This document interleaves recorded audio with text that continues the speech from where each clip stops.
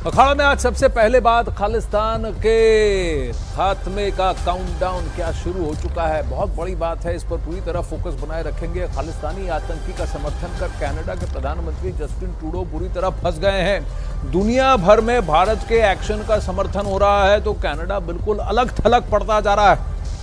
उधर कनाडा में खालिस्तानियों का प्रोपेगेंडा भी एक करके फ्लॉप हो रहा है। दूसरी तरफ पाकिस्तान की खालिस्तानी साजिश पर भी बहुत बड़ा पर्दाफाश हुआ है और इस सब के बीच भारत के एक्शन से खालिस्तानियों के होश उड़ गए हैं। वो शायद समझ गए हैं कि भारत को छेड़कर उन्होंने बहुत बड़ी गलती कर दी है और यही एहसास कनाडा के प्रधानमंत्री जस्टिन ट्रूडो को भी होने लगा है। अब कनाडा के वैंकूवर में भारतीय कॉन्सुलेट के बाहर खालिस्तानियों का प्रदर्शन पूरी तरह से फ्लॉप हो गया। खालिस्तानियों ने लोगों को प्रदर्शन में पहुंचने के लिए भारी भरकम पैसा भी दिया, बहुत सारा माहौल बनाने की कोशिश की, पर इसके बाद भी 50 से ज्यादा लोग प्रदर्शन में शामिल नहीं हुए। लोगों के प्रदर्शन से दूरी बनाने से साफ है कि कनाडा में खालिस्तानियों की ताकत कम होती जा रही है और साथ ही उनका ये एजेंडा पूरी तरह से पस्त दिख रहा है। गिने चुने लोग वहां पहुंचे, बाकियों ने पूरी तरह से रिजेक्ट कर दिया इस एजेंडा को। करीब 8 लाख सिख कनाडा में बसे हैं, सिर्फ 75 पहुंचे हैं। आप सोच लीजिए सिखों की तरफ से इससे ज्यादा बड़ी आवाज क्या हो सकती है, रिजेक्शन की आवाज क्या हो सकती है। साथ ही भारतीय मूल के जितने वहां पर कनाडा के लोग हैं कोई भी वहां नहीं पहुंचा, यहां तक कि पाकिस्तानी भी नहीं पहुंचे।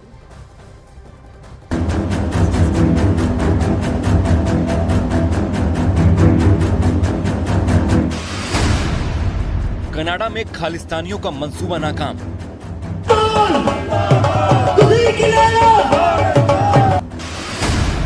भारत के खिलाफ प्लान फ्लॉप।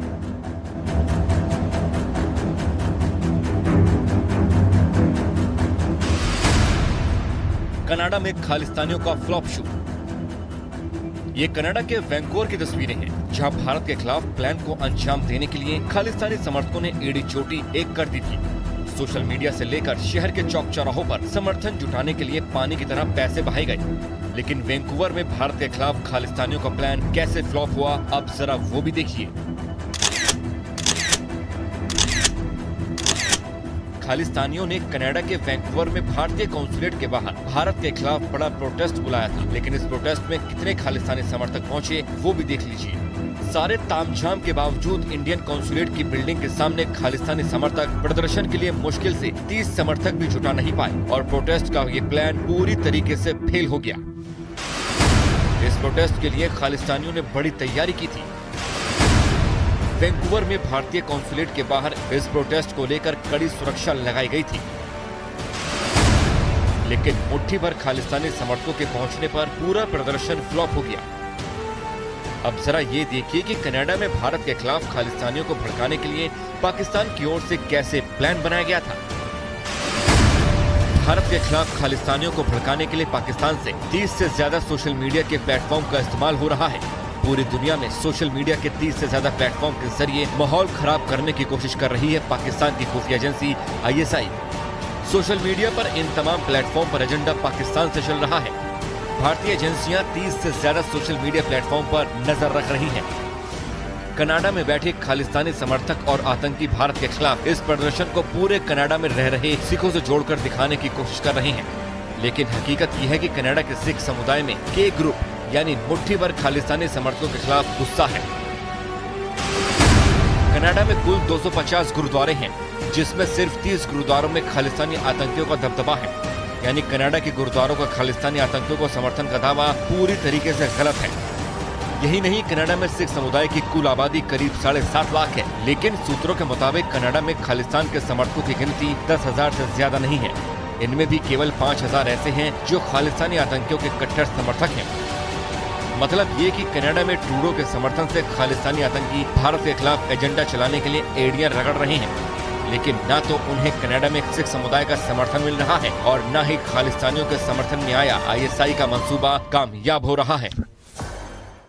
अब वहीं खालिस्तानी आतंकियों से संबंध पर कनाडा सरकार का बड़ा झूठ बेनकाब हुआ है। कनाडा में खालिस्तानी नेटवर्क से जुड़ा एक बहुत बड़ा पर्दाफाश हुआ है। कनाडा में खालिस्तानी आतंकवादियों और वहां के अधिकारियों की मिली भगत की बात भी सामने आई है। देश के युवाओं के विदेश में बसने की चाहत को खालिस्तानी आतंकियों ने खूब भुनाया और साजिश करके एक नेटवर्क तैयार किया। साथ ही पंजाब में देविंदर बम्बिया गैंग, अर्शडल्ला, लखबीर लांडा जैसे गैंगस्टरों का भी उन्होंने इस्तेमाल किया है। अब इस दावे के मुताबिक खालिस्तानी आतंकियों की कनाडा के अधिकारियों से सांठगांठ है और इसकी मदद से उन्होंने कुछ लोगों को सिलेक्टिव वीजा दिलवाया। यही नहीं, खालिस्तानी समर्थकों को राजनीतिक शरण भी दिलाया, जिसके पीछे एक राजनीतिक पार्टी का भी नाम अब सामने आ रहा है, जिस पर सिफारिशी पत्र के बदले 1 से 2 लाख रुपए लेने का आरोप भी है। बड़ी खबर आ रही है।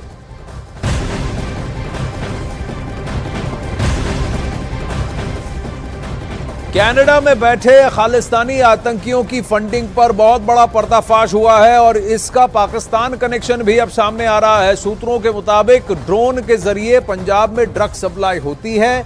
इससे होने वाली कमाई का हिस्सा कनाडा में बैठे आतंकियों तक भी जाता है। इसी पैसे के दम पर खालिस्तानी आतंकी कनाडा में भी नशे का कारोबार बढ़ा रहे हैं। तमाम सबूत होने के बावजूद कनाडा सरकार चुप्पी साधे हुए है। अब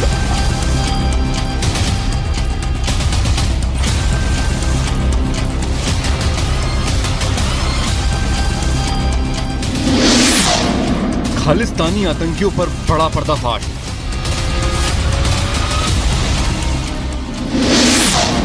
ड्रग्स के कारोबार से खालिस्तानियों को फंडिंग।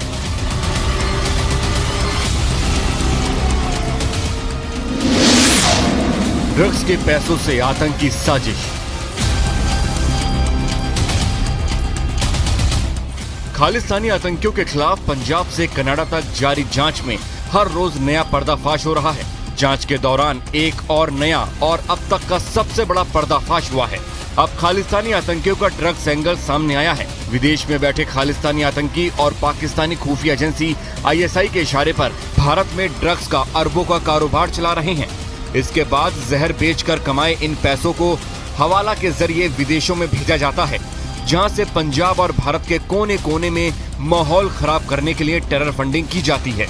ISI लगातार कश्मीरी और खालिस्तानी आतंकियों को एकजुट करके पंजाब और देश के अन्य हिस्सों में माहौल खराब करने की कोशिश कर रहा है।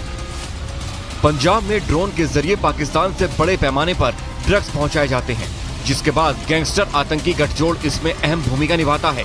जांच में ये बात भी सामने आई है कि इस ड्रग्स को बेचने के बाद उसमें से एक बड़ा हिस्सा कनाडा में बैठे खालिस्तानी आतंकवादियों तक जाता है। कनाडा में बैठे खालिस्तानी आतंकी अपने नशीले पदार्थ का कारोबार वहां भी बढ़ा रहे हैं। ड्रग्स और जबरन वसूली से कमाए गए पैसे से अब ये खालिस्तानी आतंकी कनाडा की राजनीति में अपने कदम आगे बढ़ा रहे हैं। इसी राजनीति के चलते साल 2022 में कनाडा के एक बड़े नेता रिपु दमन सिंह मलिक की हत्या कर दी गई थी। हत्या का आरोप खालिस्तान आतंकी हरदीप सिंह निज्जर पर लगा था।